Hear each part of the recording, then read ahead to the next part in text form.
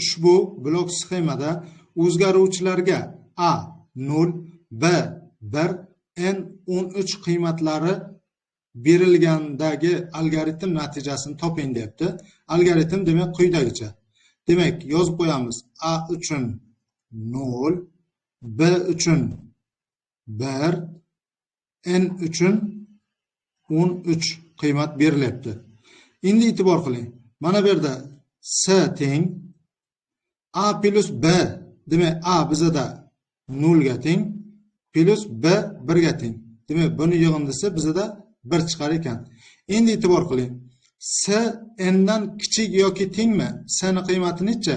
Demak, 1 kichik yoki teng n bizada 13. 13 dan kichik yoki tengmi? Ha. Demak, s ni chiqar. Demak, ekranga nima chiqadi? 1 chiqadi. Mana 1 chiqdi. Xo'p, keyin yana a ni b ga o'zlashtir. Demak, a teng b bizda necha edi? 1 edi. 1 bo'ladi. S necha bo'ldi? S kechirasiz. b teng s. S bizda 1 ga teng. Mana.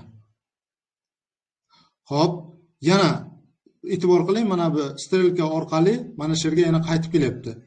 S teng a plus b. A plus b 1 plus 1 bizada 2 ga teng bo'lyapti. Mana 2 ga teng. Endi 2 shart berilyapti. 2 demak kichik yoki teng 13 dan ha kichik. Demak a s ni chiqaradi. Birinchi mana bu uchun e'tibor qiling. Mana bu uchun 1 chiqdi. Mana bu uchun 2 chiqdi. Xo'p, a ni b ga o'zlashtiryapti. B bizada 1 ga teng. B o'zlashtiryapti s ni. S mana yuqorida 2 ga teng. Keyingisi demak yana yuqoriga chiqyapti. S plus s teng a plus b. A demak bizada 1 ga teng qo'shilgan b 2 ga teng. Buni yig'indisi 3 ga teng bo'lyapti. Demak 3 kichik yoki tengmi 13 dan? Kichik. Demak ekranga nechini? S ni chiqar. S bizada 3 ga teng. Mana ekranga chiqdi 3. Va a o'zlashtiryapti b ni. B ni qiymati 2 ga teng. B o'zlashtiryapti s ni. S 3 ga teng. Yana yuqoriga chiqyapti-da, takrorlanish davom etyapti. S barobar. Xo'p, demak a plus b. A bizada 2 ga teng qo'shilgan b 3 ga teng. Bu ham teng bo'ladi 5 ga.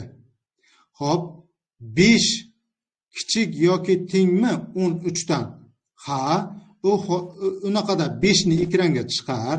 Mana 5 ekranga chiqdi va a ni o'zlashtir b ga, b 3 ga teng.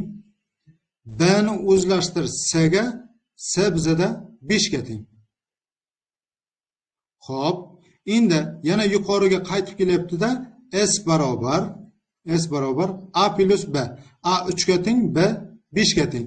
Ikkalasini yig'indisi demak 3 plus 5 teng 8 ga. Xo'p, a ni kechirasiz, shart beramiz. Demak 8 kichik yoki tengmi 13 dan? Kichik. Demak, unaqada 8 ni ekranga chiqar. S ni ekranga chiqaryapti va a b ga o'zlashyapti. B 5 ga teng. B ni s ga o'zlashtir. S bizada 8 ga teng. Xo'p, yana yuqoriga kelyapti-da, takrorlanish davom etyapti. S barobar demak a plus b. A 8 ga teng, b kechirasiz, a 5 ga teng, b 8 ga teng. 5 plus 8 teng 13 bo'lyapti. Demak 13 kichik yoki tengmi 13 dan? Kichik emas, lekin teng. Bunaqada a ni b ga o'zlashtir. B bizada 8 ga teng. B ni o'zlashtir s ga, s bizada 13 ga teng. Yana yuqoriga mana bu yerda 13 kichik bo'lganda 13 ni ekranga chiqaradi. Aytmay ketibman. Xo'p, demak, unaqada demak yana takrorlanish davom etyapti.